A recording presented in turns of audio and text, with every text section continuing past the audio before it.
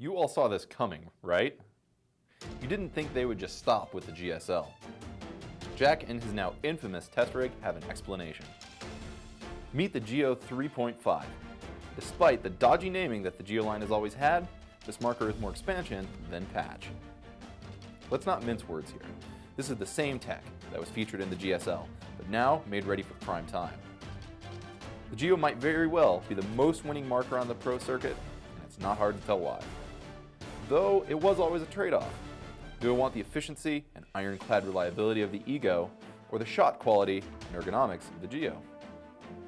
With the amount of paint the 3.5 can put out, and the stronger ergonomics and softer shot of the LV1, that line is even less defined. For the first time, you can just pick the marker you like the look of. The IV core gives this Geo the same performance as the GSL, which takes the form of a significant increase in efficiency over the 3.1. The toolless bolt removal system that debuted on the GSL returns as well, finally making the marker look, well, finished. Handsome even. I'm probably going to buy one. The watchwords with all Planet Eclipse markers have always been simplicity and reliability. It's a common thread that has run through every one of their markers, all the way back to the first Ego. And the 3.5 is no exception. So here it is. We've had this one for a couple weeks now, and it's pretty fantastic. It's an improvement. It really has finally brought the Geo up to the level of its competitors, because even though the toolless back cap system here is new, Planet Eclipse, it's certainly not new to the industry, and it's badly needed. The threaded cap it wasn't the best looking thing, let's be honest. It was very effective, but this is awesome. But it's not just the cosmetics on this cap. This, using the GSL IV core, has a significant increase in efficiency. We're going to show you guys that a little bit later. Other than that, it comes with all the things you guys have come to expect from Planet Eclipse guns. Shaft 4 barrel, excellent cam lever feed neck system, SL4 reg, air pipe, gas through frame, the pops, which I think is the best ASA on the market, very good Planet Eclipse stock trigger, the very good LCD, again, one of the ones I think is probably the best in the business, and more than that, of course, the Planet Eclipse packaging. And, you know, we harp on packaging and presentation on these markers. Buying one should be a special occasion, and you should be very excited to get it. So, you know, you wouldn't want just like an empty box with just, you know, silly foam in it for your $1,500 marker that you're so excited to get. Planet Eclipse knows this and does better. So, box. The Planet Eclipse case, which is awesome because it will protect your investment. Pretty cool. Zippers reprise their role. Yes, the first thing I wanted to talk about. The manual, most important part of all the stuff you get with one of these markers. Even though reliability, ease of service is always one of the most important features of one of these markers, having a good manual just gives you confidence to go and rip your marker all the way apart and have at least some hope of putting it back together the right way. Planet Eclipse does it in full color style. As you guys can see, we got diagrams everywhere, pictures, not just computer generated ones. Pictures of everything. We have programming for all the board. Very good manual. We really like this. Of course, it comes, just like Geos of the past, the 3 and 3.1 and the GSL. It comes with the soft tip bolt. Planet Eclipse grease, all you'll need for probably a while unless you go really heavy on the grease. Allen keys, ones that are actually worth using. This will get into every single screw on the marker. And just about everything that you can twist or lock or anything is threaded and cut for an Allen key. So if you get it stuck, you can unstick it using one of your Allen keys.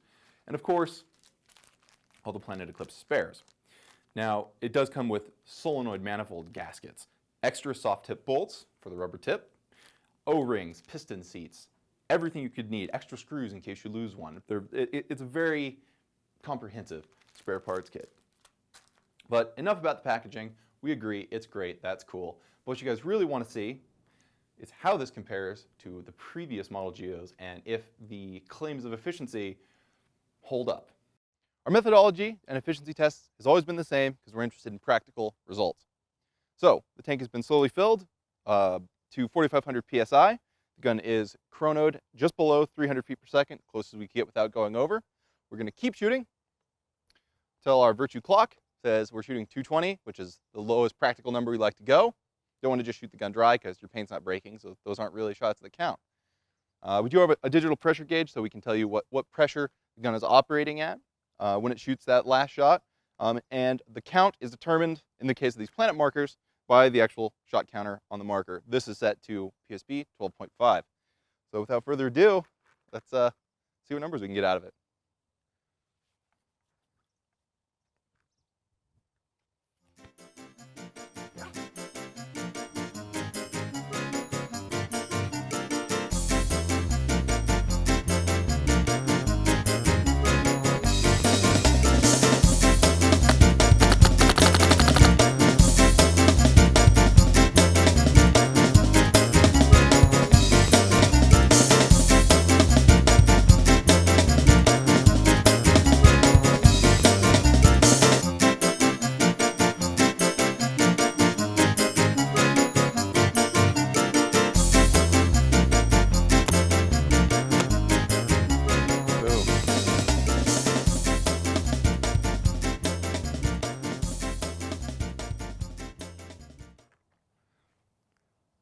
There it is, the result, 1620. So definitely an improvement over the existing Geo 3.1, and of course a vast improvement over the earlier model Geos. Now of course this has the same technology that the GSL and now the IV core has, so that's about what they scored as well.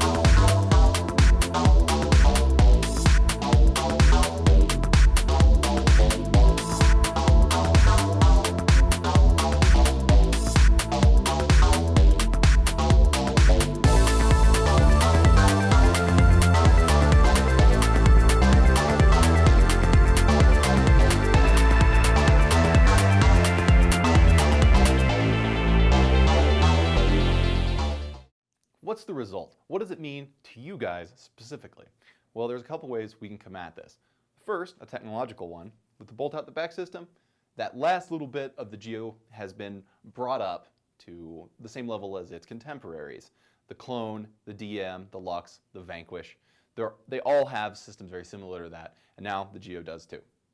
It has the same simplicity of service, which if you guys would like, of course, if you're considering getting one of these, you should check out the maintenance, or if you own one and want to see someone actually go through one, we have a video that Eric did on how to service the entire marker, takes it all the way apart. And it's broadly similar to Geos of the past, but there are a couple little hang-ups, so if you're interested, of course, go check it out. I'm sure you'll be at least reasonably entertained. Eric is a good host. But there's another way. Let me digress into a story. Well, when we all started playing paintball, when we started getting into electros, pretty much all of us here at Hustle to a Man used stack tube poppets. Markers like, of course, older model egos, intimidators, stuff like that. And we'd use them for a long time, even all the way up to the LV1. They are fantastic, fantastic markers, very good system. However, there's only been really two users of the Geos, and spool valves in general here. They've been Caleb, he owns a Geo 1, and of course Eric with his trusty GSL. Now that this has come out, like I said, I think I'm probably going to buy one. Russell's probably going to buy one. Dash is probably going to buy one. Even Ethan might come away from his beloved T2 and buy one of these markers because they're so much more improved, so much better, so much more refined now. And here's a reason, or at least this is my personal one. Everyone would have, of course, their own reasons for wanting to do it. I don't like going to the air station because unless your field is super awesome and you get pristine 4,500 PSI fills every single time, which you probably don't, but if you do, you're awesome. I'd love to play at your field. At our field, even off the high pressure stations, it's 3.8 on a good day, maybe, and they're flash filled. So going back to the station every 2 or 3 games, it just drives me bananas. I really dislike having to do that over and over and over again. And now with the significant increase in efficiency on this marker, it finally makes sense to me to buy one because I do like how they hold. You saw Russell out there chopping down trees with it. It's a well done system now. It has finally gotten over that hump for me personally, and that's why, like I said, I'm very likely going to buy one. But if you want to buy one, you can of course do that at hustlepaintball.com. If you have any ideas for any of our future videos, hit us at videos@hustlepaintball. Of course, subscribe to our YouTube channel. If you guys haven't seen it already, we have a huge range of videos on the Geo 3.5. Of course, like us on Facebook, follow us on Twitter, read the blog, which is being updated again, so go check it out. I think we're even on Instagram these days. And of course, if you guys have any questions about the Geo 3.5 that we did not address here, or really we'd kind of like your feedback on this new format for the marker reviews, so hit us up at pbriot.com. It's a very good forum full of, well, fellow paintballers, very welcoming. I think you guys will like it if you haven't checked it out yet. And with that being said, guys, back to trolling PB Nation.